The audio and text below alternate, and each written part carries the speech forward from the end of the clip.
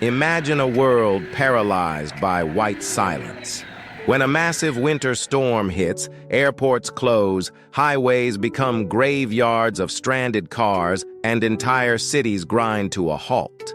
But amidst the chaos, a low, rhythmic thunder echoes in the distance.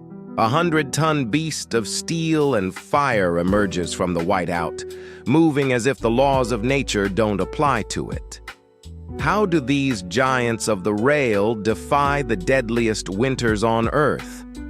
The answer is a masterclass in extreme engineering, involving jet engines, literal walls of fire, and physics pushed to the absolute limit.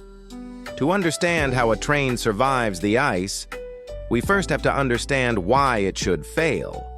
It comes down to a concept called the coefficient of adhesion. A locomotive relies on the contact between a steel wheel and a steel rail, an area no larger than the size of a human thumbnail. In perfect conditions, this works brilliantly, but add a microscopic film of ice, and that friction vanishes. A 4,000 horsepower engine becomes a helpless weight, spinning its wheels in a useless spray of sparks. But engineers have a secret weapon hidden near the wheels: the sanders. Inside the locomotive are high-capacity hoppers filled with specialized dry silica sand.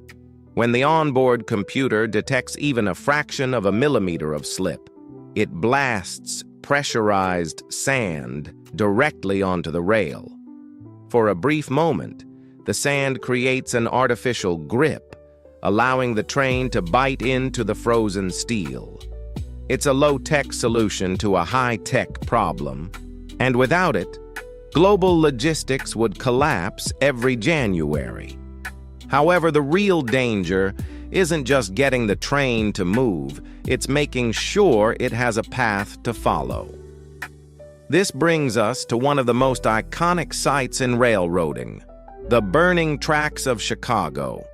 It looks like a scene from an apocalypse, but it's actually brilliant engineering.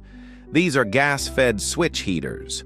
If a railway switch, the mechanism that allows a train to change tracks, freezes by just half an inch, the train could derail with catastrophic force.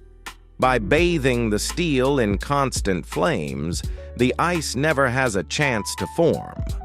In other parts of the world, like the Swiss Alps, they use massive electric induction coils, turning the tracks themselves into giant heating elements that consume more electricity than a small town. But what happens when nature stops being annoying and starts being aggressive? When the snow isn't just inches deep, but 10, 15, or 20 feet? This is where the monsters are born. Enter the Rotary snowplow. Developed in the late 19th century, this machine is essentially a house-sized turbine. A massive set of spinning blades pulverizes the snow and, using centrifugal force, hurls it over 300 feet away from the tracks. It doesn't just move the snow, it deletes it from the path. Watching a rotary plow at full power is a violent, awe-inspiring display of kinetic energy. And then there's the Russian approach. In the most remote parts of Siberia, engineers don't just want to move the snow, they want to vaporize it. They've been known to take retired jet engines from MiG-15 fighter jets and mount them onto custom flat cars. The sheer heat and thrust of a jet exhaust can clear miles of ice-covered switches in minutes. It is perhaps the most extreme example of brute force engineering in existence. Keeping the world's logistical arteries open during the winter is a multi-billion-dollar war that never ends. From the heated tunnels of Japan's Shinkansen to the rugged mountain passes of the Canadian Rockies, every mile of track is a victory over the elements. The next time you see a train cutting through a blizzard, remember, You're not just looking at a machine. You're looking at a triumph of human ingenuity over the raw power of winter. Which of these winter weapons did you find most impressive? The jet engines of the East or the burning switches of the West? Let us know in the comments below.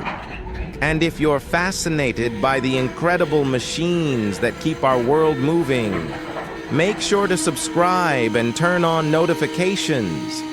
The journey has just begun.